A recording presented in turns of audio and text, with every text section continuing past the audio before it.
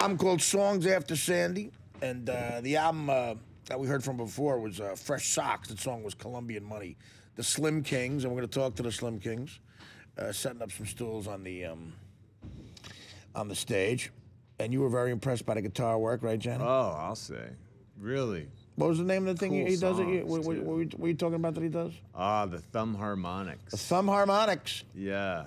We'll get into it. All pretty prolific band. How long have you guys been officially together now? It's like a year and a half. Okay. And how many albums you put out? 2. That's a lot of work. Yeah. Yeah, we got the 3rd one written. Really? So who does most of the writing? We write it all together. No kidding? No kidding. Are you giving credit where credit isn't due here? No, we're giving credit where credit should have been due for a drummer for a long time. Oh, okay. Well, I hear the drummers, historically, drummers don't get royalties because they're part of the arrangement. No, drummers do not get royalties. Because they're part of the arrangement. Well, you know, we are... I saw that on a documentary about Ginger Baker. I'm just spewing that out. Was it Beware documentary Mr. about Ginger Baker. Baker? It's true. Just, I heard you talking about that the other day. You know, we make people get up and dance. Right. People look at us for cues. Yeah. You know, a band is only as good as its drummer. They might not agree with me, but it's true. Yeah. But we don't have melody. Right. So that kind of screws What does us that even mean? See, as a guy, I'm such a fan of music, but I don't know. I know crap about it. Melody, rhythm, arrangement. What is the difference? What is the melody? Like when I'm listening to a song, what is the melody? You left me with a heartbeat. Not much more. Yeah. And then the chords. That's the melody. That's the it. melody. That you. That gets wrong. That's the melody. In that song. No, I mean, say okay, like a song. Like let's take a popular song. Explain this to me like I'm 7 years old. Satisfaction by the Rolling Stones. Like, what's the melody in that song? Like, No, that's the lick. No. That's the riff. That's the lick. that's the lick. Yeah, the melody is I can't get no Okay. satisfaction. And the people who get royalties, Yes. half goes to the person who writes the words, the actual lyrics. Right? It depends how they split it up. Okay. The Stones, I think Mick and Keith split everything equally. Okay, and then but normally this is again I'm taking it from this documentary I just saw. So and the other half is the melody. Who writes the melody? So I can't get no satisfaction is one. Whoever thinks of how to say it, I can't get no. Whoever thinks to say it that way, Right. they get royalties because that's melody. That's the melody. Yes. And That's like the old Brill building model. Like Right. Back in the day, it was lyrics and then melody, half and half. Okay. But now people are splitting it however they want. Now you can do whatever you want. Yeah. So you're giving the drums some what I- scratch. Well, he writes some of the does melody all right. and the lyric with me. Oh, okay. Well, when I was with Billy Joel, he wrote the melody and the lyrics. I was going to say, you look familiar to me. That's where I know you're from. Yeah, From yeah. being on stage with Billy Joel. 30 yeah, years. That's right. Okay. 30 So you guys, you could buy and sell these guys. Billy had to start giving out some let me go scratch back. on tour. Let's go back again. Buy and sell these guys? No. I worked for Billy Joel. Let me make that clear. I know. But what would he pay you a gig? It had to be good money. It wasn't bad. When I you mean, played The Garden with Billy Joel, you don't have to give me the exact number, I'll guess. well, on New Year's Eve when we played the Garden, he paid the whole band with the first 2 rows. So in other words, you played The Garden, you would get, for the night, 15 G's. No. No? We didn't even get that a week. You're kidding me. No. Boy, what a rip-off jerk-off he is. I mean, that's a lot. And plus, drummers do a lot of work, man. Like, you go see a band, man, drummers are working their ass off. They really are. Best that's around. No melody. What about the guitar? Now, you play an extraordinary guitar. John is a musician. I'm not, but even I can tell you play a very unique guitar. I appreciate that. Yeah. Thank you. So now, what does he get? Well, Do you get melody stuff? yeah, you know, when we come together and write, it's really a group effort, and It is. we all write it and arrange it together. You know, we figure out what part of the song to put where and when it's going to sound good, Right. and when I should play the guitar the way I do, and when I should hold back. And we all decide that together. Now the bass guitar is the unsung hero. That's the guy. Now he's the Jack Bruce. See again, everything's about this Ginger Baker thing I just saw. Now you're the Jack Bruce of the whole thing. Yes, sir. And you should be getting some money too then. Why is he looking at me? He's He's looking down that way. All right. There's a lot of bass players. I think if it's a good bass line, you know what I mean, that's a real big part of the song. Right. Yeah, definitely. Like Whip and Post by the Allmans. That's my favorite bass ever. I love that. I love that. Right? What about you, John? What? Do you have any questions? You're the musician. Yeah. Okay, Michael and Henry, you guys kind of started the band, correct? Like it apparently it was a social media inception. Oh, okay. Somehow. That happens a lot, probably, I'm sure. Could you describe that a little bit? Yeah, well, Henry and I went to grade school together, and I was playing shows under my own name, and then we started sending each other music that we were listening to at the time, and it basically became, I know we can do this, so we should get together. We got together, and then Liberty heard a little iPhone recording of Henry playing, because he was sending me licks, and I said, you want to do this with me?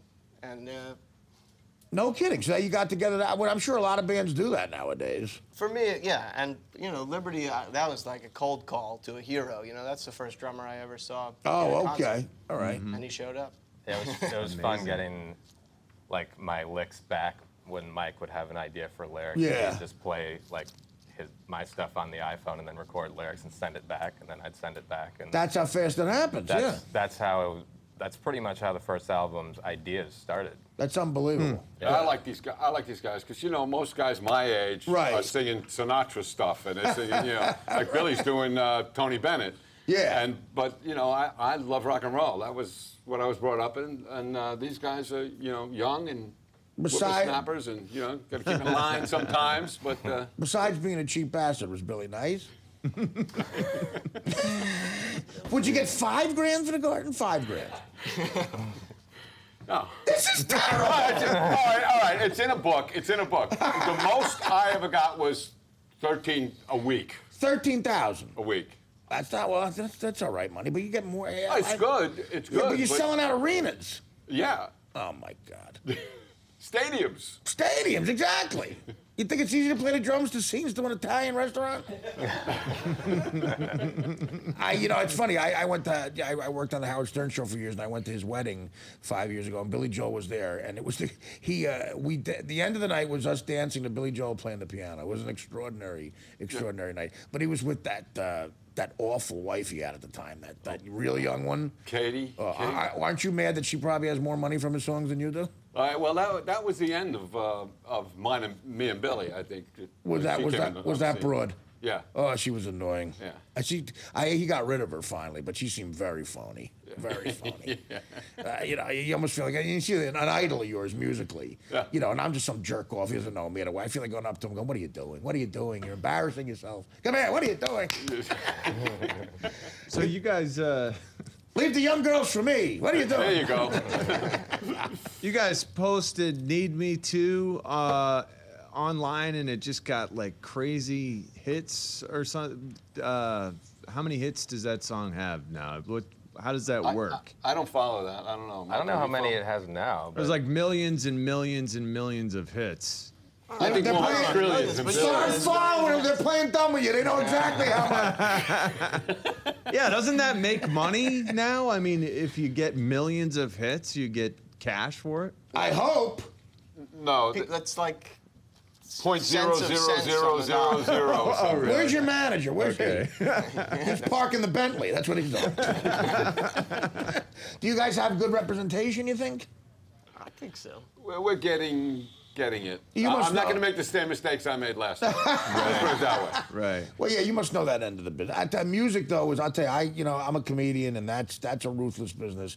But from what I've seen in the music business, that's like the mafia. I mean, that is really, even a guy like Billy Joel, he probably didn't make money till his third record, probably, and a lot of it's touring, right? And you get ripped off for a long time, right? Well, I think when The Stranger came out, Yeah. it sold 1 million copies like immediately. And I Right. think he made like $7 grand off it. Everybody became millionaires except him. Fine, that's unbelievable, right? I mean, how would that happen?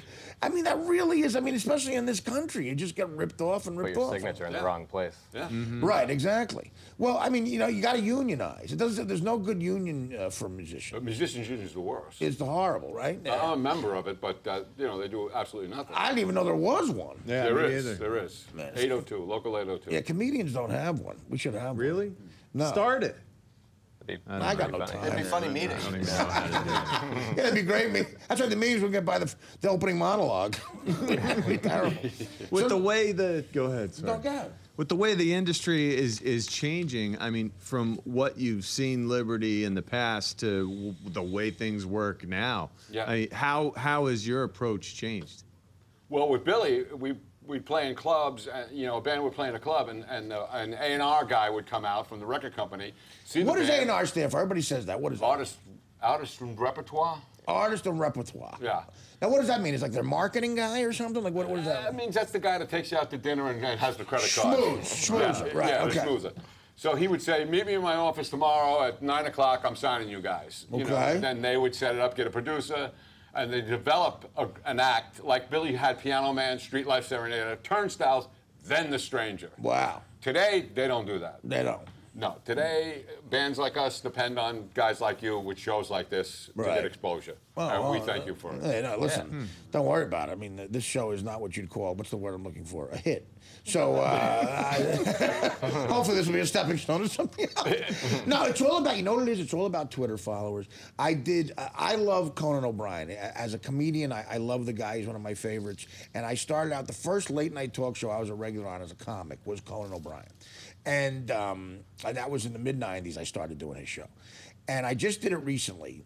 And this was the most depressing thing ever. A young guy who worked in my manager's office came to the taping of the Conan show. And I was all excited about plugging, this new show I had and everything, and a couple of stand-up gigs. And the young kid was like on his BlackBerry, just wasn't even looking at me and everything. And I said to my manager, who I knew for a while, was Maya, I said, what's his problem? He goes, this is not a big deal to these guys. I said, what are you talking about? He goes, you don't understand. It would be better, and I hate saying this, but it would be better and more beneficial to your plugs if you got Ashton Kutcher to tweet them than to say them on this show. Right. Like more people would hear about it, right. And that to me, just like just a shot in the heart. Yeah. I hate hear. It's so depressing, but it's the truth. My daughter, Ashton Kutcher has 8 million followers, and if you tweet, my daughter is on a show called Army Wives. Oh, really? Okay. Yeah, and she tweets about the Slim Kings, and the next thing you know, it's like, 500,000 people know about the Slim Kings. Yeah, that's what happens. It's a different world. It's a different world. But it's depressing, So I'm sitting here working on jokes, 2 10-minute segments to be funny on Conan O'Brien. I mean, I just got to get Ashton Kutcher to say, go to the Funny Hut and see Joe Jerkoff. Right. We watched you on one of your appearances on Conan today before we came here. Oh, really? Oh, okay. When your book came out. Oh, okay. It was a while ago. Great. Was I drunk?